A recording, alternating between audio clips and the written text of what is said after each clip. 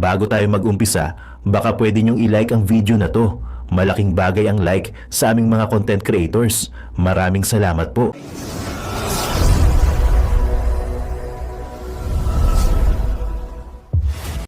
The jurisdiction of the accused, we think this too is a travesty of justice. Yes. We believe that at the earliest instance, the court should rule on the legality of kidnapping as a means of acquiring jurisdiction, and we cite the case of Ibrahim versus Minister, a decision of the Constitutional Court of South Africa that the illegality of the arrest should divest courts of its jurisdiction. You cannot correct a wrong by committing another wrong. True. I think it is high time that the court clarify its position on this matter. It is unacceptable that we accept accept jurisdiction acquired through kidnapping, especially when the kidnapping took place in the context of the Philippines, where the court is now being used as a tool of oppression by the Marcos government. Yes. Now, the next hearing is on September 21, but before that, we would raise the issue of jurisdiction even on an earlier date, because we believe that the issue of jurisdiction, both on the implications of kidnapping as a means of divesting the court's jurisdiction and whether or not the court has jurisdiction, despite the fact that preliminary examination was commenced 2 years after we had already withdrawn from our membership in the court, whether or not the court still has jurisdiction. We believe that confirmation of charges is relevant, particularly on the elements of the crime. But we would want that the issue of jurisdiction be ruled upon at an earlier date. Because as we know, if the court has no jurisdiction, pointless to proceed to confirmation of charges. Now, again, as I said, it's only the first time that the Vice President is able to meet with the father. They are meeting now. And we are hoping that this afternoon too, the President will sign our appearance as counsel together with Nicholas Kaufman and VP Inday Sara too, no? Be recognized also as counsel for her father, you know? And we hope that with the recognition that we have representation of the President, we would then have more access to the President than we had for the past 48 hours. But I reiterate, this is unheard of, even in a country like the Philippines, where family members, a daughter no less, was not allowed access to her father. This is a very sad day for international justice. Yes. Very sad day indeed. Okay, so I am Herminio Harry L. Roque Jr. I'm a member of the Least Council of the Court. I was former spokesperson also for the former President, Rodrigo Roa Duterte. Jurisdiction acquired through kidnapping, especially when the kidnapping took place in the context of the Philippines, where the court is now being used as a tool of oppression by the Marcos government.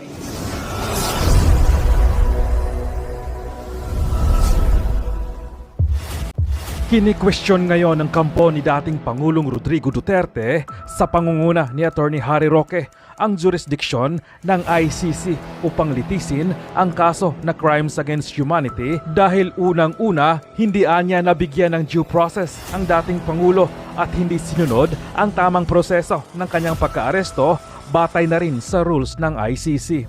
Ayon kasi sa Article 59 ng ICC, pagkatapos na maaresto ang isang akusado ay dapat dalhin ito agad at iharap sa competent judicial authority ng custodial state na ang ibig sabihin ay korte ng ating bansang Pilipinas.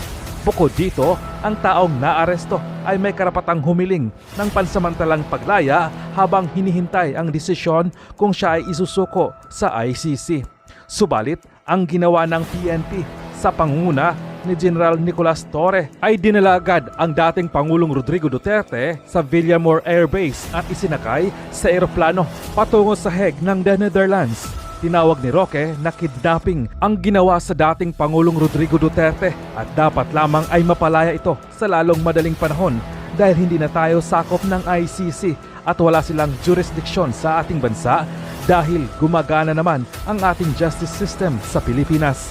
Komento naman ng ilang dismayadong netizens, yan ang unggoy na general, mawala lahat ang mga benepisyo, kupal kasi, himas rehas ka, kasama si Adictos.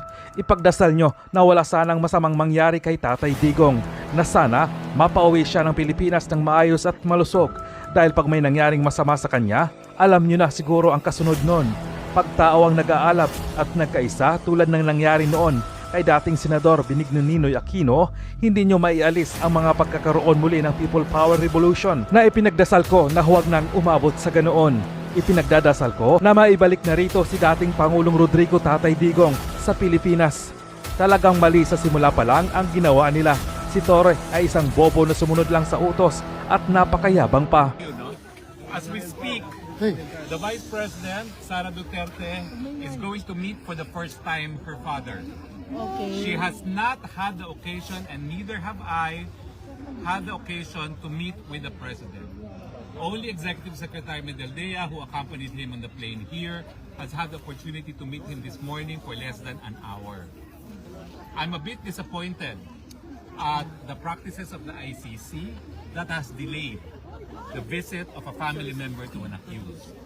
We look up to the ICC as a model for international justice, and the fact that it has taken 2 days for a family member to see the accused, I think does not speak well of the practices of the court. We condemn it. Why does it take 2 days for a family member to visit an accused? That's unacceptable. Yes.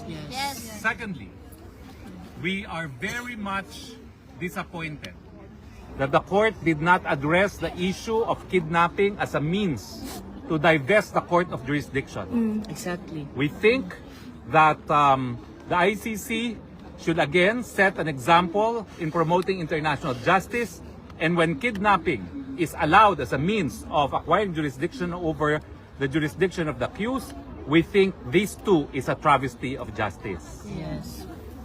We believe that at the earliest instance, the court should rule on the legality of kidnapping as a means of acquiring jurisdiction, and we cite the case of Ibrahim versus Minister, a decision of the Constitutional Court of South Africa, that the illegality of the arrest should divest courts of its jurisdiction. You cannot correct a wrong by committing another wrong. True. I think it is high time that the court clarify its position on this matter. It is unacceptable that we accept accept jurisdiction acquired through kidnapping, especially when the kidnapping took place in the context of the Philippines, where the court is now being used as a tool of oppression by the Marcos government. Yes. Now, the next hearing is on September 21, but before that, we would raise the issue of jurisdiction even on an earlier date, because we believe that the issue of jurisdiction, both on the implications of kidnapping as a means of divesting the court's jurisdiction, and whether or not the court has jurisdiction, despite the fact that preliminary examination was commenced 2 years after we had already withdrawn from our membership in the court, whether or not the court still has jurisdiction. We believe that confirmation of charges is relevant, particularly on the elements of the crime. But we would want that the issue of jurisdiction be ruled upon at an earlier date. Because as we know, if the court has no jurisdiction, pointless to proceed to confirmation of charges. Now, again, as I said, it's only the first time that the Vice President is able to meet with the father. They are meeting now. And we are hoping that this afternoon too, the President will sign our appearance as counsel together with Nicholas Kaufman and VP Inday Sara too, no? Be recognized also as counsel for her father, you know? And we hope that with the recognition that we have representation of the President, we would then have more access to the President than we had for the past 48 hours. But I reiterate, this is unheard of, even in a country like the Philippines, where family members, a family member, a daughter no less, was not allowed access to her father. This is a very sad day for international justice. Yes. Very sad day indeed. Okay, so I am Herminio Harry L. Roque Jr. I'm a member of the List Council of the Court. I was former spokesperson also for the former President Rodrigo Roa Duterte. Now, the Vice President is coming back. Yes. I do not know what time because I said the priority is for you to meet with your father. Yes, yes, yes. So she has committed to return. I do not know until what time visiting hours are, but she said she will aim to be here again at 5 o'clock. So, yeah, so I decided in fact to separate from her because she could not actually in conscience leave you out here in the cold, not knowing what to expect. No? So as you saw, she made me stay behind so I can express our gratitude to all those expressing their support to the President. Siyempre po, no, nakita nyo naman na talagang may edad na ang Presidente ngayon at mukhang mahina na. No? Ang ninanais namin, madesisyonan na yung issue ng jurisdiction sa lalong mabilis na panahon nang sa ganon siya ay makauwi na ng Pilipinas. No? Yes. Yes. Alam mo, ang sinabi niya talaga sa Villamor, mamamatay muna siya bago siya husgahan ng mga dayuhang Pero hindi tayo papayag nun. Kaya yung issue ng jurisdiction, gusto natin madesisyonan kaagad. Nang napauwi na siya. No? So, maraming salamat po and yun nga po, antayin natin si Vice President Duterte. Mahigit kumulang alas 5 po siya makararating. Now, Opo, Sir Harry. if you want to know if the foreign you have questions, please. Foreign media daw.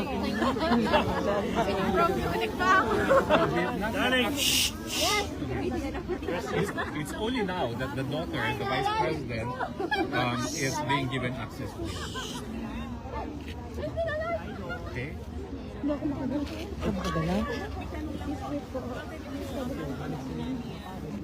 Alam nyo, talagang napansin ko na yan. Although 6 na buwan na ako mula sa Pilipinas, no? Alam nyo naman kung bakit. Pero nung napansin ko yan, yung maisog rally sa Cebu, na inakay ko siya sa entablado, doon ko napansin na napakahina na niya kasi parang binuhat ko na siya. Talagang mahina na ang Presidente. Pero monitor naman po siya dito sa atin. Dito sa Netherlands. Hindi ko po alam kasi hindi nga namin nakita siya. Nakainom na po ba siya ng coke? Nanhingi siya nun eh. Ay, hindi ko po alam kung ano talaga. Kayo mga taga-Netherlands, ihanda nyo mga sinigang na isda. Lagi gusto niyo ba ng munggo? Kilala ko. At saka kung meron kayong tuyo, kasi yun, palagi may tuyo ang pagkain Meron yun. ako doon, good my hair. Oo. At saka balbakwa, pero wag na masama sa kanya yung balbakwa. Tuyo at sinigang na tuyo. Munggo, At saka salamat ang po. paborito niya, yung sinigang sa miso ng mata ng tuna. Yan sa Netherlands. Pero kung gusto tayo kukuha ng mata ng... Gagawa po kami ng paraan. Gagawa kayo ng paraan. Ang alam ko, ganito ha, isang beses pa lang siya dinala ng pagkain, breakfast, di raw niya nakain. Dutch breakfast, baka Dutch breakfast po sila. Ang hanap nun, tiyo. Alam niyo ba minsan kumakain kami sa Malacanang, alam mo naman ako matakaw, buti nga pumapangin. Kumuha ako ng tiyo niya, ang sama ng tingin ko sa akin. Kaya alam ko kailangan niya ng tuyo, mga taga-Netherlands. Kailangan ng tuyo. Yes! Maganda tayo ng tuyo. Smoke mackerel. Gusto ko lang sabihin na thank you dahil napakabuti mo. Salamat Kaya po. nga po, God bless you po. Sir Harry, may question Ano po po ako, masasabi Sir niyo po sa Harry. mga Pinoy na nandito po? Nagpapasalamat po kami ha. Dahil alam mo, nagbibigay talagang pag-asa at lakas kay Presidente at kay VP Sara yung patuloy ninyong pagsuporta sa kanya. All the way po. Sir Lalo Harry, na kanina, meron din mga demonstrators galing sa kabila. Okay lang po yun. Buti Okay na lang lang, po yun. di hamak, mas marami Mas marami po tayo. Talo sila, talo sila. Marami kayo. Mas marami na yung mamahal.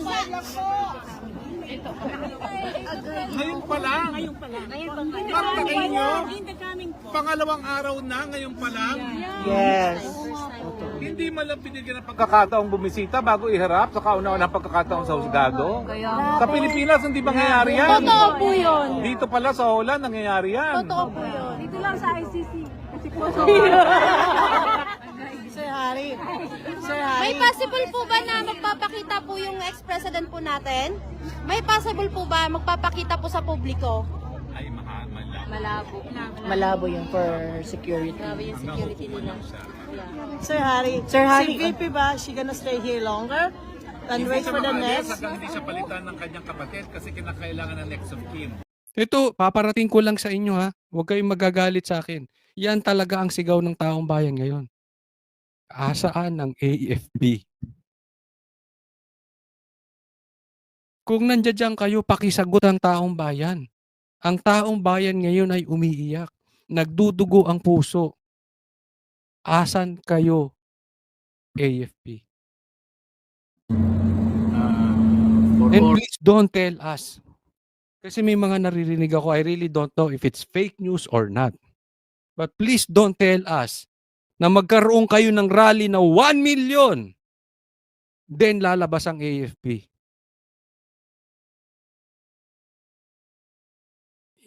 Hindi ko alam, hindi ko sinasabing totoo yan, naririnig ko lang, okay? Pero hindi ko gusto yung ganun nadidinig ko. Kung sakaling totoo man yun, ha? Kung sakali lang. Hindi, lumabas kayo AFP bago yung 1 million. Diba? Kung sa tingin ninyo, naaapakan na ang karapatang pantao, nawawala na ang due process ng Pilipino, dapat na kayo tumayo. Desisyonan nyo muna. But please don't let us decide based on the 1 million people na magrarally. Again, hindi ko sinasabing yan nga ang sinabi ng AFP. Nadidinig ko lang, pinaparating ko lang.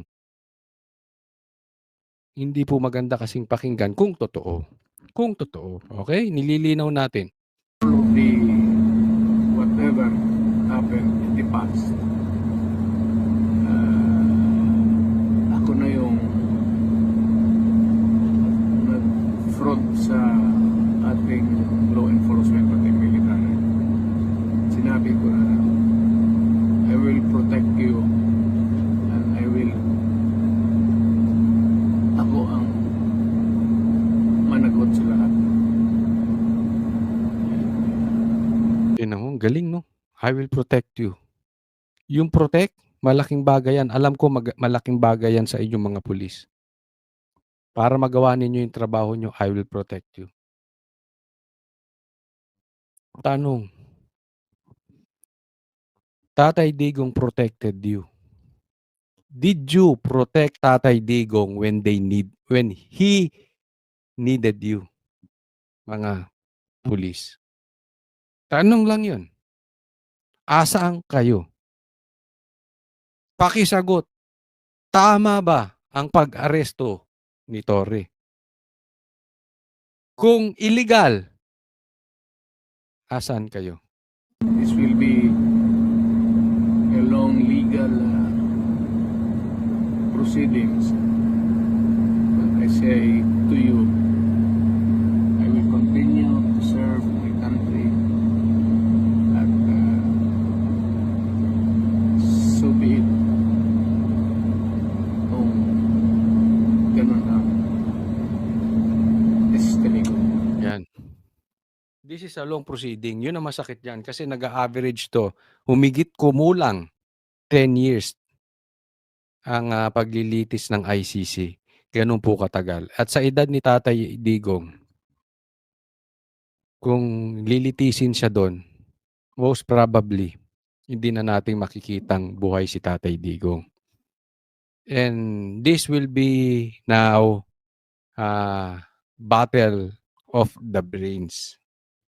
Hindi na po ito magiging base sa politika. Battle of the brains. Ngayon, I will explain to you posibleng makauwi si Tatay Digong. Ito po, ipaliwanag ko po sa inyo ha. Ito po yung Article 59 ng ICC. Okay? Arrest proceedings in the custodial state. Okay?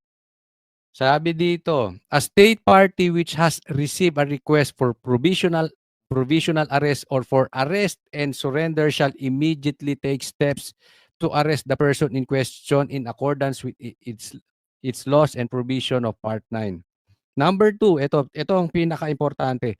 A person arrested. Sino yung naaresto? Si Tatay Digong. Shall be brought promptly before the competent judicial authority. Yan. Sa judge. Competent. Yung tumatakbong korte in the custodial ibig sabihin ng custodial state kung saan siya naaresto. Saan ba naaresto si Tatay Digong? Sa Pilipinas. Which shall determine in accordance with law of the state that, ayan, dapat madala siya sa competent judicial authority. Tanong, saan dinala si Tatay Digong? After inaresto siya, saan siya dinala? Villamor, di ba? Villamor is not a competent judicial authority. Dapat yan dinala sa korte. Dapat yan sinampa, dapat yan ipinatong muna sa korte. Hindi ipinatong sa eroplano diyan sa Villamor. Para matingnan kung the warrant applies to that person. Ibig sabihin, legit ba? Legal ba yung warrant? Totoo ba? Bibigyan ko kayo halimbawa. Yung warrant, hindi nila mapakita hard copy. Saan ka nakakita ng warrant nasa cellphone? Pinapakita digital. Oh. Dapat legit yung warrant. Sino magdidesisyon? Si Torre? Hindi. Yung Villamor? Hindi. Sino magdi-decide? Competent judicial authority, which is the Supreme Court. Diyan sabit na sila. Bakit? Mahilig dyan si Torre. Again, I will always compare this to what happened to KOJC. Ang warrant nila doon, wala si Pastor Kibuloy. Ang hawak nilang warrant of arrest ay wala si Pastor Kibuloy at wala silang hawak na search warrant. Anong ginawa ni Torre nung pumasok sa KOJC? Ang hinahanap si Pastor Kibuloy kahit wala siya sa warrant. Pangalawa, nagstay sila doon. Naghahalungkat sila ng gamit. Hindi po search warrant ang ginawa nila sa hindi po search warrant ang hawak nila. Pero ang ginawa nila doon ay nag-search sila, which is mali at illegal. Coach Oli, bakit nagtagumpay sila? Dahil hawak nila ang Pilipinas. Merong hawak yan. Si Torre na bumaback up sa kanya. At yan po, in my opinion, si BBM. Kaya nga kahit inutusan ng korte yan, umalis na kayo dyan. Pinalayas yan ng korte. Remember, nagdiwang kami? Pinaalis yan. Ayaw umalis. Bakit? Back up sa ibabaw. Anong difference ngayon? Pag illegal at hindi lihitimo yung warrant na hawak ni Torre, hindi siya mababakapan ng ICC. At tatandaan po ninyo, China is watching, Trump is watching, possibly Russia will come in. At yung mga hindi members ng ICC will back up Tatay Digong. Always remember this. Kaya nga sinasabi ko sa inyo, Tatay Digong, dead or alive, will come back a hero. Tandaan nyo yung sinabi ko. He will come back a hero. Bakit? Kailangan panindigan ng ICC yung kanilang credibility. And if it's proven that the arrest was illegal at hindi nila pinabalik si Tatay Digong, masisira ang credibility ng ICC. Imagine this, kung nasira ang credibility ng Supreme Court, ano na ang magiging silbi ng Supreme Court. Pwedeng masira ang presidente. Pwedeng masira ang mga senators. Pero ang Supreme Court hindi pwede. Kailangan ng credibility ng Supreme Court. How much more the International Criminal Court? How much more the ICC? So pag nagkamali sila ng desisyon dito kay Tatay Digong na nanunood ang mga bumaback up na bansa kay Tatay Digong, delikado ICC. Pwede pa kang masira ang ICC. So ICC should choose. Ibabalik si Tatay Digong or masisira ang credibility nila. Because napakalinaw dito, pati yung warrant hindi po maayos. Puntahan natin letter B. The person has been arrested in accordance with the proper process. Dapat yung tao ay naaresto sa tamang proseso. Paano siya? Hindi siya naaresto sa tamang proseso. Wala siyang kaso sa Pilipinas. Kinidnap siya. Walang warrant na maipakita. Nakikita ninyo? Pangatlo, the person's rights have been respected. Ni hindi man lang pinapasok yung mga abogado. Ni hindi man lang pinapasok si BP Sara. Number 3, the person arrested shall have the right to apply to the competent authority in the custodial state for interim release pending surrender. Hindi nga siya pinayagan na mag-apply na ma-release siya.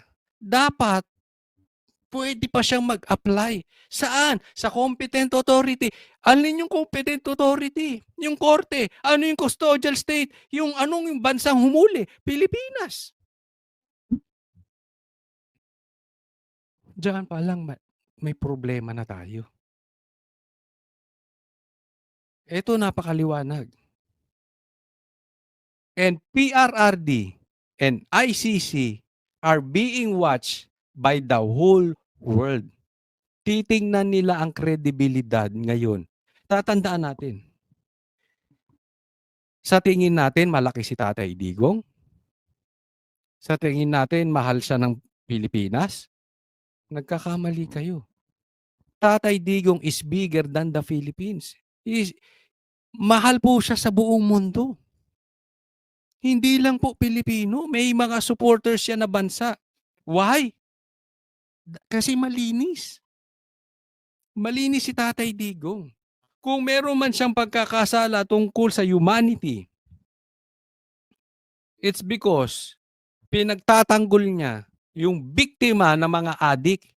Ang problema sa atin ngayon sa Pilipinas, natutuwa tayo pagpatay yung biktima at buhay yung adik. Again, pagdating sa ICC, that is beyond Marcos control. Iba na po yan. Ibang-iba na yan. Kaya yung pagkakamali ni Torre sa KOJC, namamayagpag yan ngayon. Bakit? Marcos is in control. Pag naalis yan si Marcos, may problema si Torre.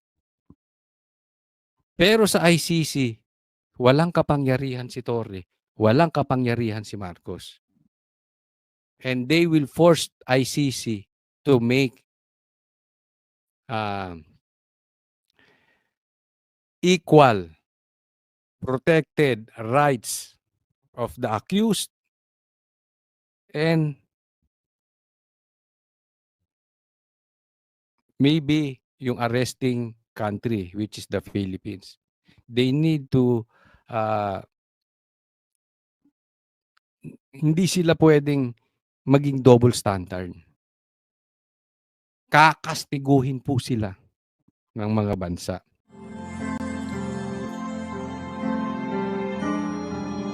Ano naman melody ng song? Ang bayan ko'y pinagpala, pagkat sa amin binigay ang isang biyaya. Biyaya na mag-aahon sa hirap at dilim ng kahapon, at sa bawat Pilipino'y magtatanggol. Sa bayan ko dati laganap, pang-api at dusa sa aming mga mahihirap. Ngunit ikaw ay dumating, sagot sa aming mga dalangin. Muli kaming babangon, mabuhay ka, Tatay Digong.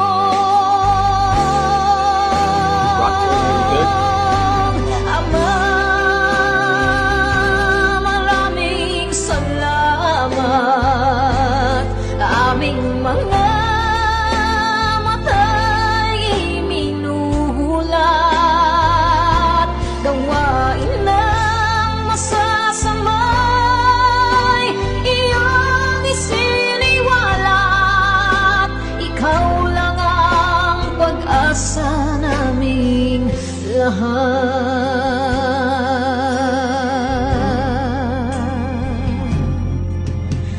Very, Bayan ko, Pinamatan niya ako, umiiyak ako. Pilipinas, muling makikilala at itataas. Katahimik ay maghahari sa ating puso'y mamamayani. Mga ngiti sa labi, di mapapawi.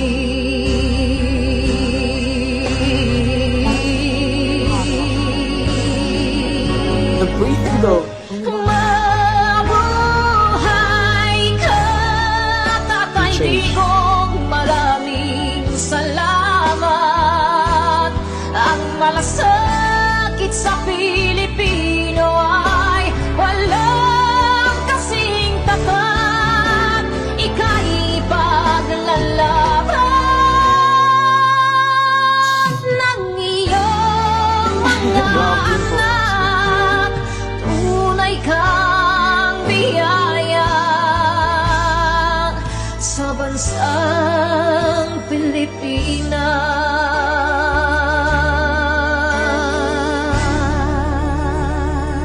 Haba. Gosh. Irene Oika. Nay, ito na yung bayad ko sa isa, ano? O, kunin mo yung isa. Isa muna, iyan, no? Tapos, isa pa, di ba? 4 dapat na sardinas, eh. O, yan. 3 na. Pang-4 na sardinas. O, okay na.